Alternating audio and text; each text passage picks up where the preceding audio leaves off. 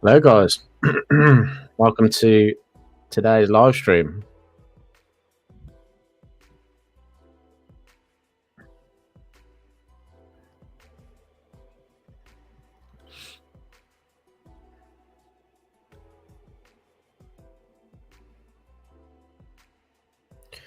As usual, I'd like to give it a couple of minutes before we get going, just give everybody an opportunity to jump into the session if they so wish to.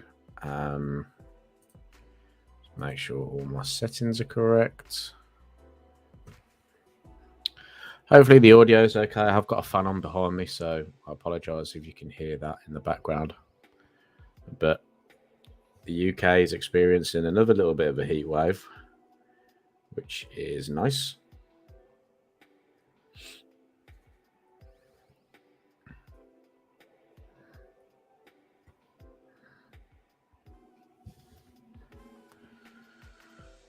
Hi, Justin. I am well, thank you. Hope you're good too. Thanks for letting me know the audio is all good.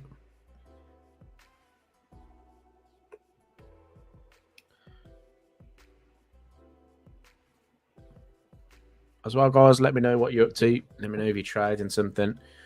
If there's something that you're watching. We've had quite a decent sort of couple of days, really, with the markets coming back to sort of full volumes, especially today, obviously, because the US are back in at the moment. Got a mark on the screen there. So yeah, we've got full volumes back really after that sort of August holiday period. So we should see some good trend. We usually do get to see some good movements through September. So yeah, I'm looking forward to this month. Already started this month off quite well, actually. So I'll go show you a little euro trade in a moment that I took. Come out of it just at this level here where this red line is, the 1.0725 area. So go take a look at that one. Morning, Denise. Welcome back. Hope you're well. So yeah, if you are watching, drop me a message in the chat box. Say hello. Let me know what you're up to, what kind of charts you're watching. It's going to be an interesting week. Like I said, developments in the market. We're back to sort of full trading volumes now. So yeah, we've had a decent day as well in terms of data. So we have a little look at the data. If I could actually bring that screen back in. Let me just bring my pen tool back up, actually. You can actually see where my mouse is.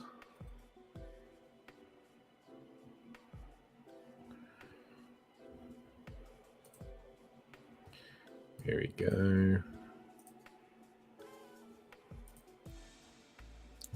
So yeah, had some good data in terms of what I've been looking for. I was looking for some euro downside in the markets, and we eventually had that today. If we have a little look at the sort of euro PMIs, you can see they came in lower than forecast, dropped below that 50 level. Italian services PMI as well dropped below. So did the French. German came out as expected, but the final services PMI also dropped.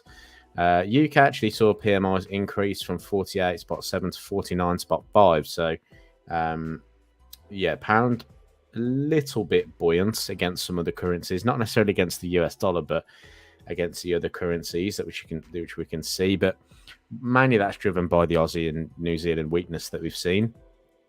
And then yeah, PPI month on month came in at forecast minus 0.5%. So euro took a bit of a dip this morning, which is something that I was looking for. And yeah, I'll show you that trade in a minute. RBA also came out with a cash rate decision, left interest rates at 4.1%. This is what's really driving the market going into sort of, well, especially through the overnight session, we saw market participants pretty much expect now that the tightening cycle is pretty much over. So that's what they're pricing at the moment. And we saw that sort of drop in the Australian dollar, which has also followed through on the New Zealand dollar as well. But you can see as well, China Services PMI came in at 51.8, down from 54.1. So although still above that 50 area, this was the one that I was talking about last week, looking to see what would come out in the markets due to the fact that this report is independent. So the services PMI there out of China coming in much lower there could show that there is still some slowdown in the economy in China. So yeah, been working a lot of overtime last week, Denise. Nice. I mean, nice in terms of not working, but you know, sometimes it is absolutely necessary. Dollar strength and Oz weakness from the pause in rate hikes. Yeah, absolutely, Justin. That's what we're going to be focusing on. We've got obviously some really important data coming up for the rest of the week. We've got Oz GDP overnight, quarter on quarter, and in the morning again, some more euro data and some more cable data. But tomorrow, really, the focus will be more on the Bank of Canada. We do have a Bank of Canada rate statement as well. So we're going to take a look at CAD in this session, or just remind me to take a look. But let's go over euro dollar first. I like the idea of being short euro dollar going into this week. Let me just remove all these drawings actually, and I can take you through sort of my overall sort of perspective on this market. Now, last week we kind of expected a little bit of a stall in price. I expected that pullback, which we did get in the early parts of last week, and then the dollar started to strengthen towards the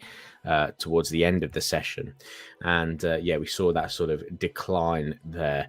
But really speaking, what I've been watching is a couple of different areas. The first area was this sort of trend line support running through here. I kind of like played out a little bit of like a sort of channel in there, you could argue, where we had this sort of false breakout. Price then came down to the lower end of the channel there. And from a technical perspective, this is where I was expecting that little bit of a sort of pullback. This did coincide with the dollar index. If I just go to the week, I'm on the weekly chart, being towards this 104 area in here. So if I go to the daily chart, this was the pullback that I was anticipating last week, which played off really well. And that's what we kind of happened here on euro. The thing is, though, the dollar was still strong after sort of the analysis of last week. If we look at the sort of the Thursday, Friday close of last week, was very strong. Okay, we saw lots of dollar bullishness coming into the market. So this week, I kind of expected that to continue. And, you know, my eyes are really set on the 105 or the 105.75 on the dollar index. The high that formed here on the 8th of March is where I'm kind of drawn to next. 105 is arguably a little bit closer.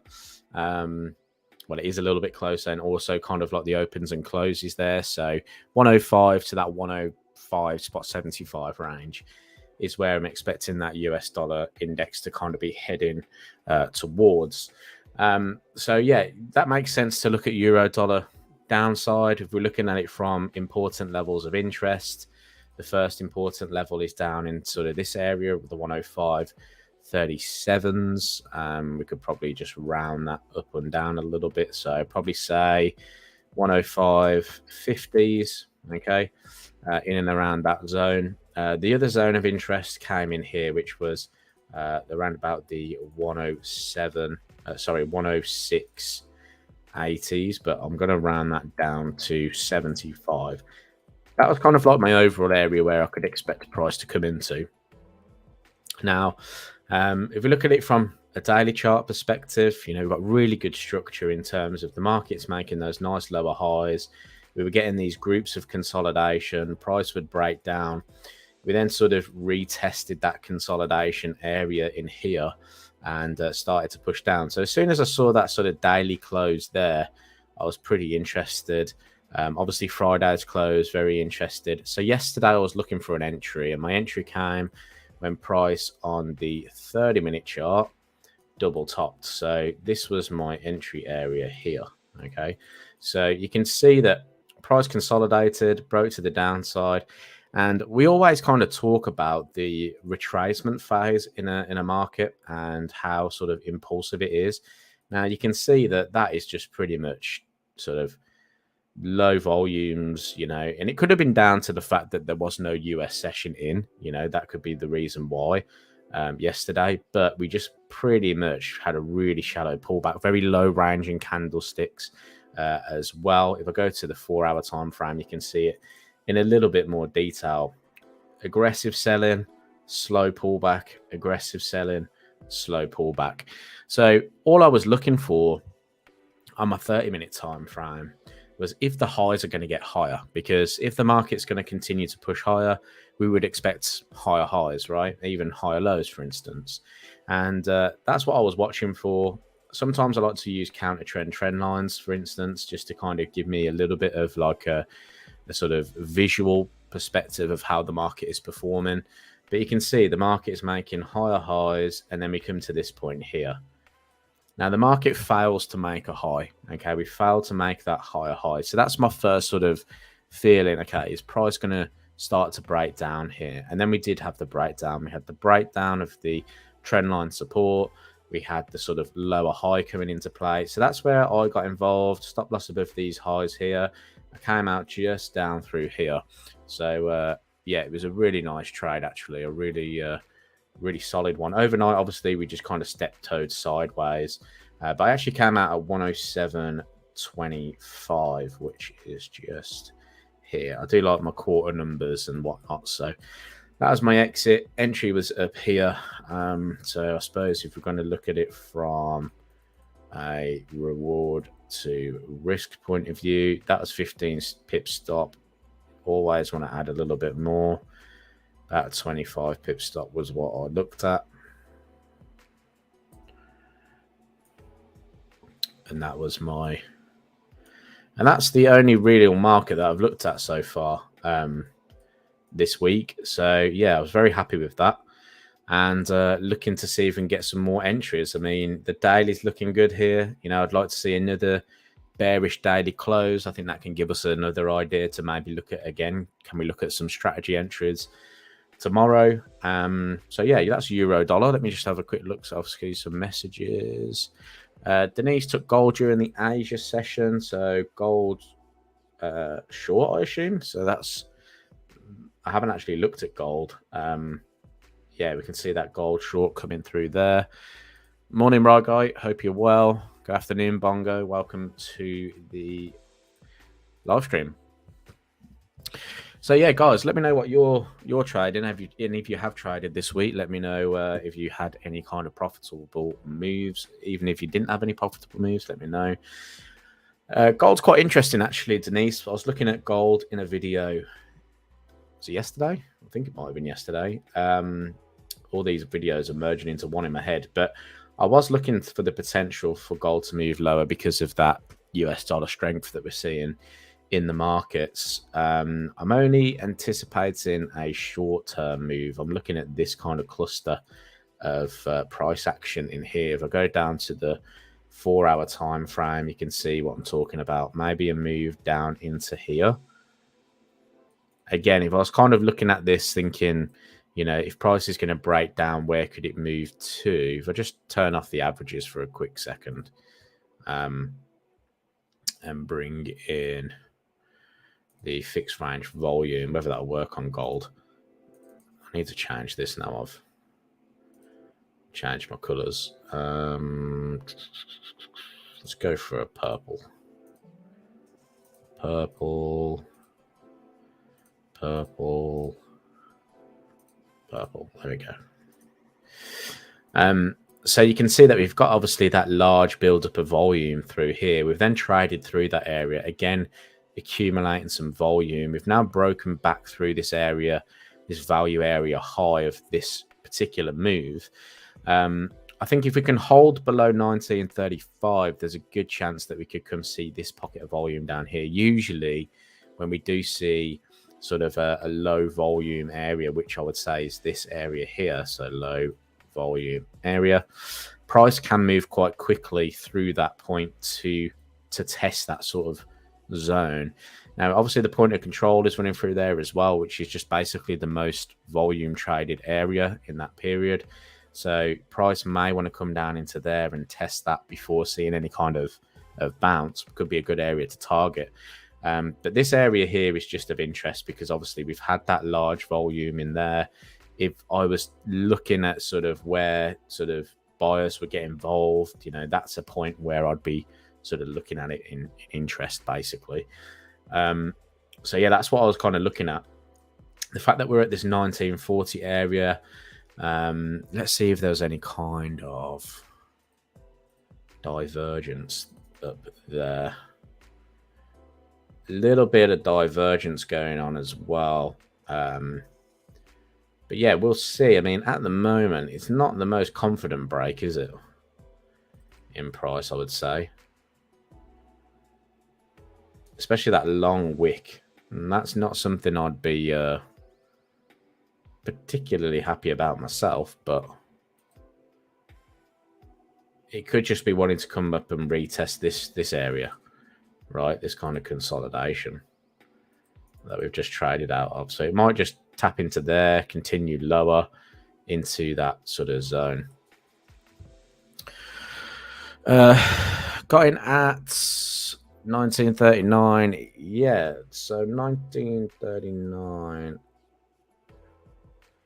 Yeah, so you're in well in up here. Yeah, absolutely. It's just gold's quite an interesting market at the minute, although obviously we've had this push up. Obviously, the dollar does affect the price of gold. We did get that sort of scenario recently where the dollar was moving higher and gold kind of joined in slightly. That I don't know whether that was just down to the fact that markets may have just been sort of looking for a hedge somewhere. But yeah, I'd still like that sort of gold downside, but I only like it kind of into this zone here. I think if we breach this trend line, breach 1944, 1980 is going to be the next one of interest. It's just, to me at the moment, because that dollar is so strong, are we going to get that sort of move? I mean, the weekly, I was a bit, 50-50 on the weekly because, you know me, I like to follow the bullish sort of candlesticks. So that bullish weekly close was throwing me off. The only thing that I had to work with really was that trend line resistance, the horizontal resistance, and the fact that the US dollar was getting stronger. So that was something that just kind of thought in my head that gold could be one to watch on a little bit of downside. So let's see that. Hope that one continues down for you, Denise. I hope I'm going to pronounce your name right. Zuzana. Hopefully I've said that correctly. Pound US dollar we'll go take a look at as well. Cable is a nice market to look at the moment. I took dollar yen longs last week, Friday, and recently got out this morning. Nice bongo. I do like that dollar yen to 150 is something that's interesting. Denise, set my stop at 1936 and just watching it from there. Nice. Okay, cool. So yeah, I mean, hopefully that can continue down. This is the area about 1925 spot 70s. That sort of just those cluster of highs there, I think would be good sort of short-term targets anyway. I think if you manage your stop then as you are already, then you might try and be able to get a little bit more out of this move if it does continue down. So yeah, correct. Awesome. Thank you.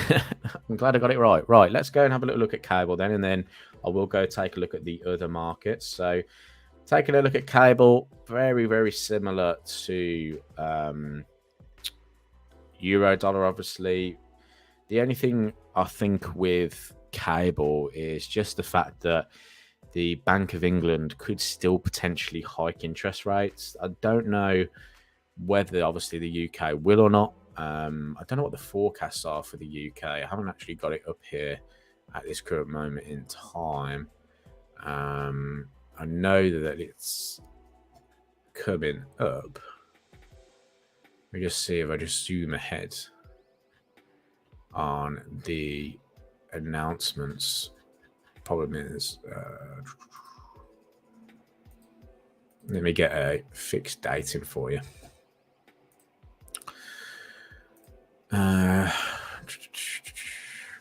So it's after the Fed. Yeah, so it's the day after the Fed. So we've got the monetary policy coming out on the Thursday, September 21st.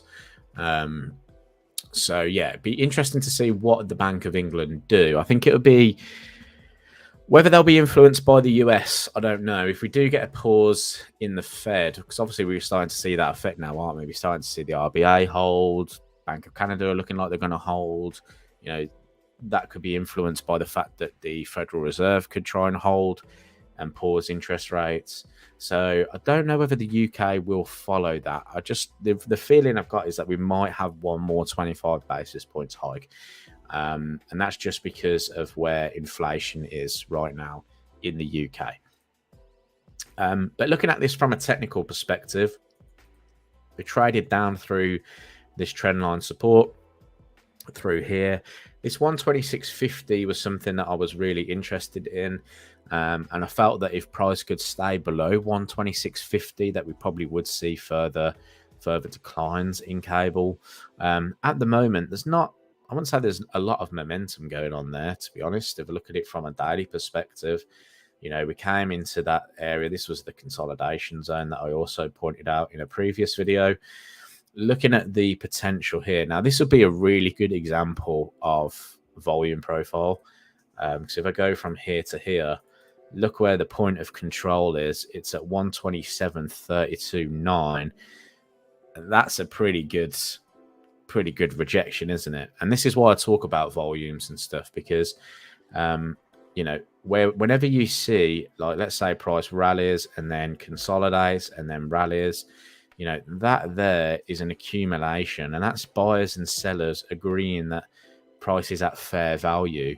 When it breaks out, there's an opportunity that if price was to come back in, that you could look for a bit of a move from the volume point. Now, this is where a lot of retail traders, I say, go wrong. They'll probably try and enter on the actual sort of low of the range, and then maybe try and have like a cheeky stop in there to try and maximize that risk reward ratio. Or if price, let's just say, if I go to a lower time frame, let me just see if we get like a rejection around that area.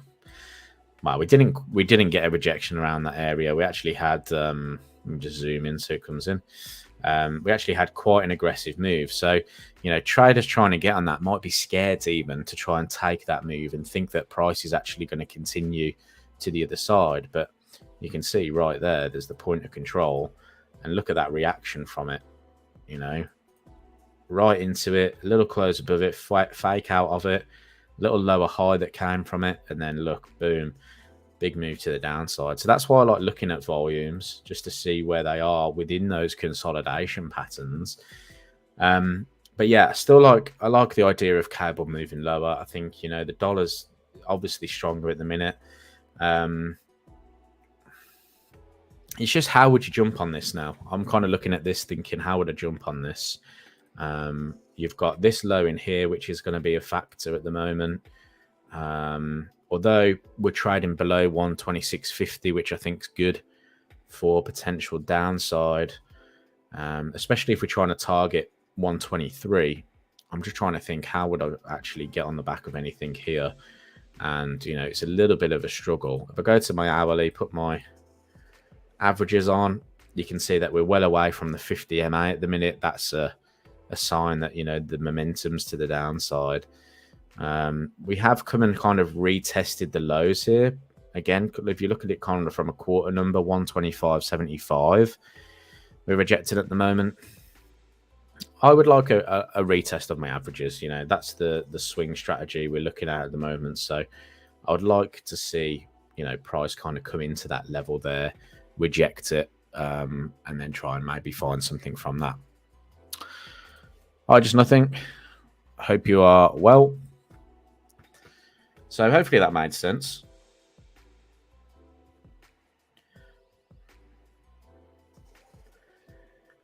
Let's go take a look at the Aussie markets. Now, a little bit of a change. I was looking at, obviously, Aussie yen long last week, but like I said, there wasn't really a huge convincing breakout, and now price has reversed. So my theory here is not really lining up. So this might be one where we just have to scrap it and say, yeah, the technicals look good, but fundamentally it's not the place to be at the moment, especially because we've got two sort of weakening currencies. We've got the yen weakening, we've got Aussie weakening. So I'm going to stay away from Aussie yen now until there's kind of a clearer picture there. From a technical perspective on the weekly, we did breach this trend line resistance, but horizontally it's still not great. I think what we said in last Thursday live stream, we wanted to see a breakout of this high, I think it was in here, and we didn't get it. Okay, we didn't get the breakout, although price did try and trade above it. We didn't get the close above that we were looking for, and price came back down. So we didn't even get a setup anyway, so no bother with that one. Obviously, dollar yen is a bit of a different story because we're expecting dollar yen to go to 150. Let me get rid of these for a second. So, you know, we are heading towards the 149. Is this going to be an area where the Bank of Japan step in, or are we going to see potentially 150, which is just a little bit higher? Get rid of that, sorry. Just trying to get the coordinates on here. But yeah, still really like dollar yen upsides. You know, pretty much this sort of whole year we've been favoring dollar yen upside, and it doesn't look like it's going to stop anytime soon. We breached the 145 handle as well. Price has kind of tested that 145 on the other side a couple of times, even on Friday. We tested it and then closed bullish. I mean, that's a real good sign of intent, isn't it? Just down through there where we have that sort of really strong bullish daily close. So, you know, when I do see things like that, I do like the idea of being bullish. I think this was a trend line we were looking at on Thursday. And again, strong close there on Friday, 2 o'clock. I mean, I don't think I would have took a position on Friday at 2 o'clock, but I like the enthusiasm there, Bongo. I like the confidence to go long over a weekend. And it's paid dividends for you because obviously I didn't get an entry into this market, so I can't really say anything to that. Nice move. Nice move. So for me, nothing. Rhetoric hasn't really changed on dollar yen. Yeah, still see price heading higher here.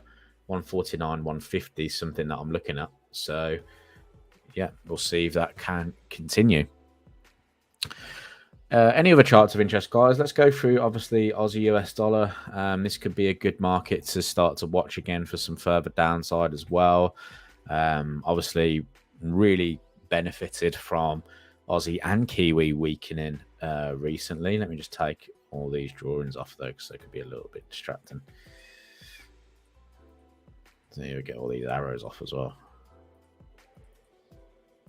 Let me just go to the hourly.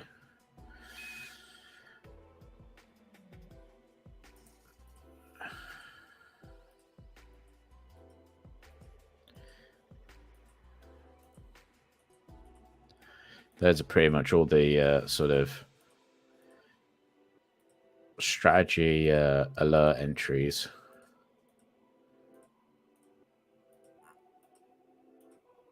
Probably deleting all the lines there, but right, okay. So let's go back to that weekly. You know me, I like to look at that weekly chart first. I like to identify if we're going to see any kind of further upside. Now, last week we had a bullish close. We did not close above the previous week's high though, so that was something that where I was a bit like, you know, there could be possibilities that we could continue lower.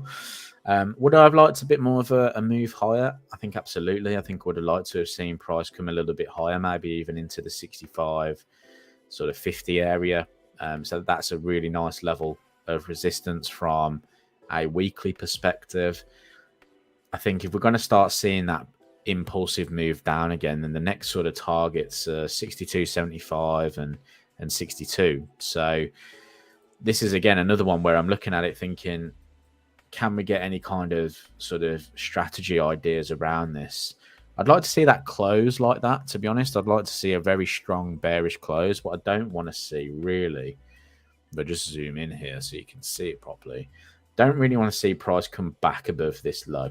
Okay, if price came back above this low, closed above it, let's say by this evening we're back above 0.64, I'd be a little less likely to try and see if there's any kind of strategy set up there, just because if the market is going to trade lower, we should continually make those lower lows. And if it fails to do that, that's when I start to think, it could be a little bit of a forced breakout. Even in going into tomorrow's session, although I will look for a strategy setup, if price closes above here, then I'll ignore it. Okay, because the idea then is that the market may be in a range and that price might come back to the high of the range and we might start seeing this. I am, with this swing trading strategy, it's a trend-based strategy. So I only want to be targeting markets that are in trends, right? Because that's where we want to maximize the potential. So really speaking, I want to see that close like that. If we get that close, then I'm going to be looking at sort of either my 4 hour or my 1 hour to see if we can get any kind of decent sort of pullbacks. 1 hour at the moment, I'm going to do that. 1 minute, 1 hour at the moment is very far away from the averages. The only thing I can think of is that we're maybe going to retest 64. And that could be the idea behind a bit of a move down. If we look at it from connecting those lows in there, yeah, I quite like the idea of that. Potentially a retest of that sort of trend line support, as well as the zone at 6,400. And again, if we can get some kind of slow pullback into that, I think the sellers will try and jump on a bit of momentum there. I would like, don't get me wrong, I'd like the 50 and the 200 through here. But, whether we get that or not is going to be a different sort of question. Hi, Sajid. No worries. Blimey, we've had 32 minutes already. I haven't actually even looked at the clock yet, so it's good to see that. Let me know what you're looking at today, Sajid.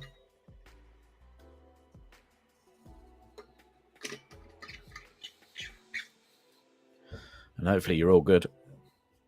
Anyone else as well, if you've got any charts of interest, let me know. Obviously, with this Aussie and Kiwi downside, we could probably look across other charts of interest to try and see if that can kind of play out. I mean, Aussie CAD at the moment is dropping quite significantly. Whether we want to mess with the CAD going into a Bank of Canada rate statement, again, that kind of asks the question, do we really want that sort of opportunity around a high impact news event? So we might want to stay away from that one. Aussie Swiss on the other hand, very nice market. We've been looking at Aussie Swiss downside for a while, pull back a bit. It did pull back a bit, but now we're starting to see that daily close lower. We've broken out of a bullish channel as well, so that could be something to look at. And 0.55 70 is what I've got marked in as the lows down through here. Obviously it could go a lot lower, but this was the sort of opens and closes back of that COVID drop back in March of 2020. So are we going to start seeing price come down into that level there? And if we do, then there could be an opportunity. Again, looking at strategies, we could be looking at our hourly strategy.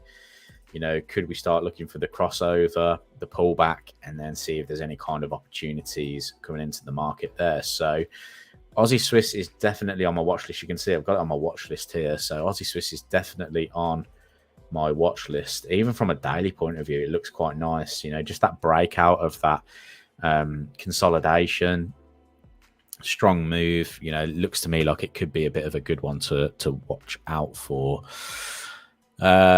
Sorry, some comments. Oil is flying. I was looking at it yesterday. Yeah, I have completely missed the oil move, which is sad, really, because we expected it. So, yeah, unfortunately, we've been looking for that oil long from a fundamental point of view. It's one of those, again, where fundamentally we've called it pretty soundly. But there's still time. The good thing about it, there's still time, I think. The next sort of high of interest is at 92.50. That's if price is going to head towards there, I think we've still got some time to get involved. So, although, if Rami might feel like we've missed the move here, I think there's going to be another opportunity that we can get involved with. So, just keep it on your watch list. I'm actually going to add that to my watch list as well. Gold, it looks like it's doing pretty well for you, Denise, which is lovely. Coming down into that area. Sorry, Euro Yen. 𝖥𝖣yi trading. Hello, welcome to the live stream. We'll take a look at that. I'm good, Sajid, thank you. And you're looking at pound yen, gold. Could you take a look at silver for your input, please? Yeah, let's go to Euro Yen. 𝖥𝖣yi is asking for a little bit of a Euro Yen breakdown, so we're going to take a look at that market.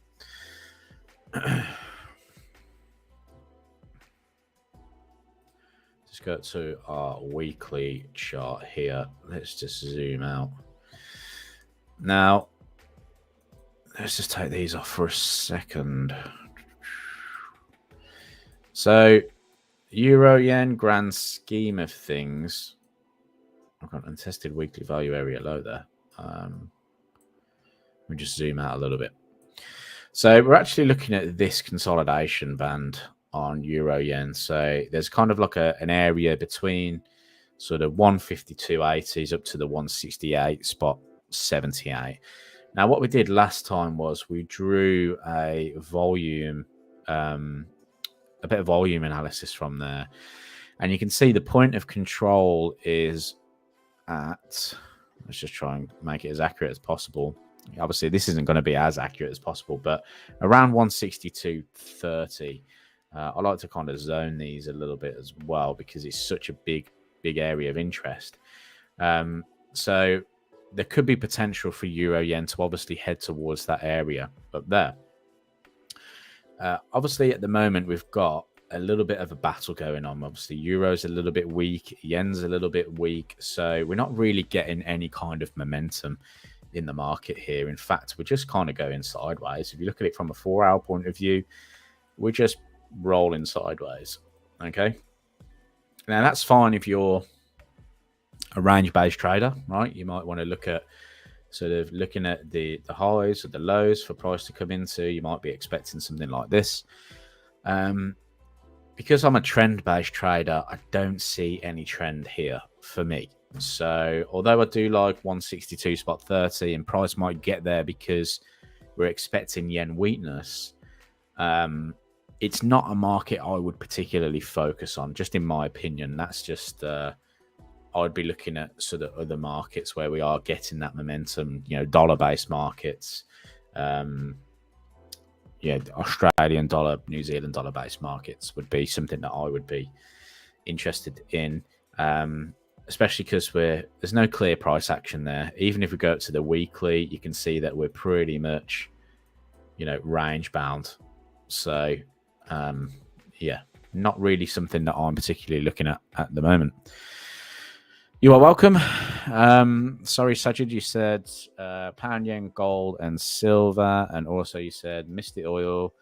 Yeah, we were waiting for it to fly, waiting retracement to enter bullish again. Yeah, we were waiting for that one. Unfortunately, I missed it as well. So, yeah, we'll keep it on our watch list. All we can do is watch it on a daily basis, see if we do get any kind of setups, and if we do, then fantastic.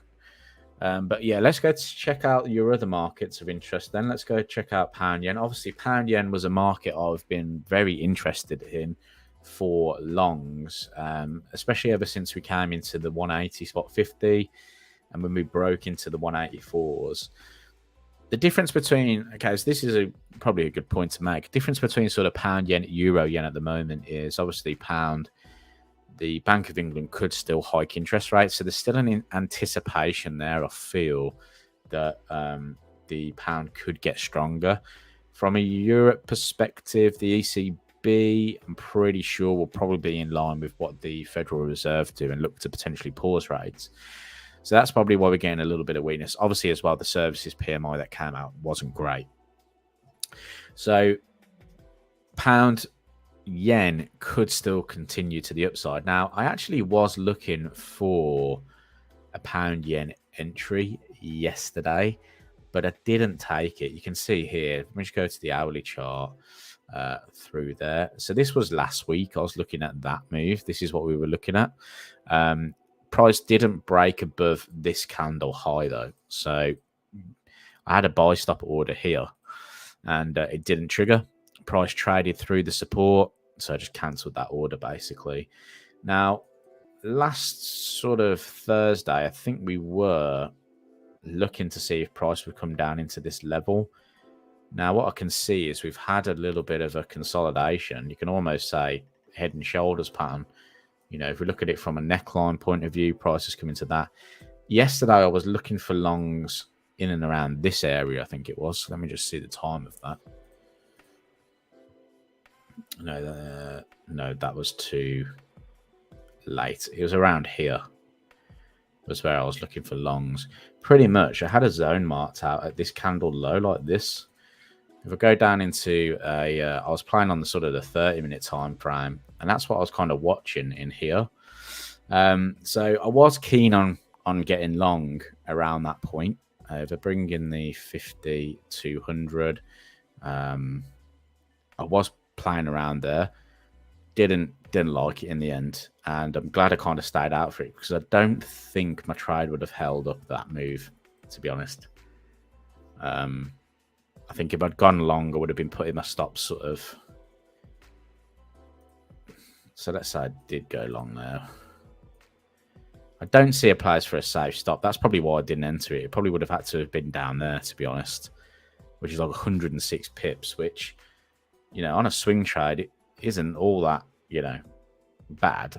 If I was looking at it from that kind of point of view, you still got a 1.5 to 1, but I think that's what put me off in the end, was the fact that I needed 106 pip on a stop loss. Other than that, though, we are starting to see that bullishness come back in. I mean, I think maybe the market saw that as a bit of a bargain price and just jumped on the back of that, because that's quite a sharp move back to the upside. So, again, I think I'll see how the daily closes. If we get a nice sort of bullish daily close here, it could be sort of one to watch, see if we get a bit of a retracement in tomorrow's session, and then look for a bit of a strategy setup on pound yen. I think dollar yen's a bit more of a better play, but like I said, pound yen could still have the legs up to the 188, which is our overall target, which is these highs on the weekly chart, just through there. That sort of head and shoulder, that right shoulder. So still some potential, I feel. Gold, we've kind of already sort of touched upon. I know you weren't here around for that one, so I did a video on it yesterday, and what we were discussing was the potential for price to come and retest this consolidation zone down through here. Again, I'll just take my averages off so it's easier to see. This consolidation zone that formed on the 4 hour. I was expecting price to come and retest that, because if we just pop on our volumes again and just go from the low to the high, you can see we've got a large sort of volume spike through there, and the point of control at 19, 17, 27. So my theory was that if price was to reject around this area here, and we were getting a stronger dollar at the time, and we broke down through 1935, that we could see price come all the way down into 1925, which by the looks of it is something that's happening at the moment. Did I trade that move personally? No, but it's just something that I was observing from the daily chart, because you can see we've come up into 1944. We've got this trend line resistance coming down through here. So again, it's about adding those confluences up together with a little bit of fundamental bias, a little bit of strength and weakness bias of the fact that the dollar's getting stronger. So that's why I like that move. Silver, I haven't actually looked at silver for a while, to be honest. We might have looked at it a couple of weeks ago, maybe at this level of resistance. But yeah, I haven't really looked at silver, so I don't really have I mean, I probably followed the same bias as gold, to be honest. Looks a little more range bound. Large swings in this market, isn't there? Big swings. That pause there would interest me. You know, why is the market rallied and then just paused Tuesday for like a really short period of time before then continuing to the upside? So that kind of makes me think there's something going on there. That consolidation obviously didn't hold and price traded through it. Yeah, I don't really, to be honest, don't really have an opinion on silver, I don't think. I think gold would be where I'd be sort of keeping my eye on. So hopefully that made sense. But yeah, oil's definitely one I think could reach the 9200. Let's go take a look at our S&P. Because last week was fairly bullish on the S&P. We've breached the trend line. We haven't really seen that follow through at this moment. I wonder.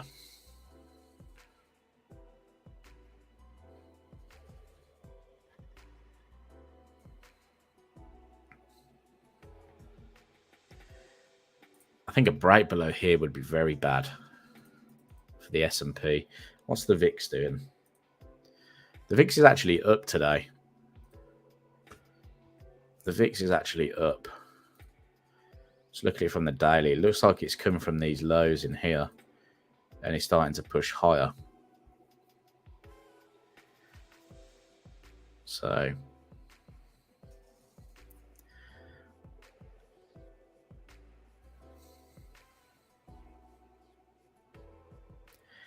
could be the reasoning as well why we're seeing a little bit of that risk off tone. It flows more into the dollar though at the minute.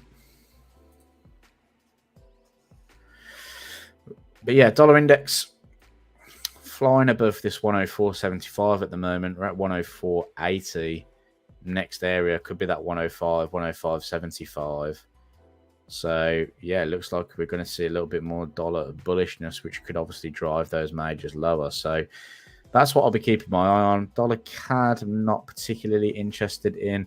We did a video on this last week actually, and it played out pretty nicely in terms of we were looking for price to come down into 135. If it traded through 135, it would have been, you know, nice.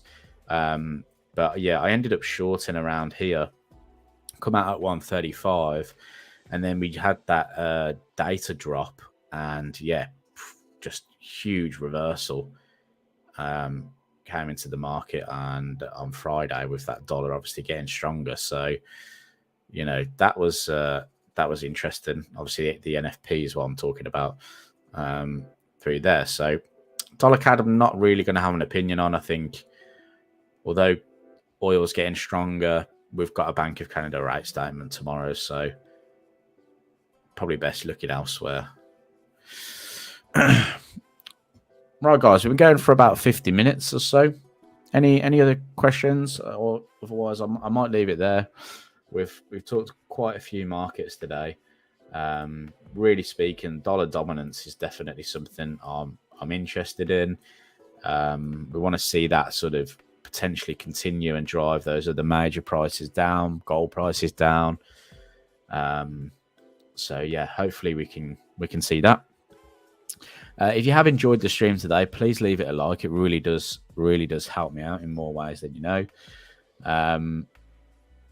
Also, if you want to leave me a comment, questions for the future, just drop me a message, and yeah, we'll go from there. Brads, how do you draw the volume indication on your charts? If you go to indicators, there's something called a fixed range volume profile. So I think, to be honest, with TradingView, you have to pay to use their volume analysis. So it's not as accurate as you would use if it was for, let's say, you know, you're using it on futures contracts and things like that. So you might want to look into futures contracts instead. But fixed range volume profile, if you click on that, it's just drawn like a fib tool, basically. So if I was to go from, I don't think it would work on the dollar index. But yeah, let's just use this example on euro. I could go from the swing high down to the swing low there, and it will pick out the high and the low, and then give you some volume analysis based off of that information there. So yeah, just draw it like a fib. There are other ones as well. You can have session volume profiles. Session volume profiles, you can basically add them onto, you know, your time zone. So you could have an Asia session, London session, US session, if you want to get more intraday. So yeah, you can have a little look at that as well.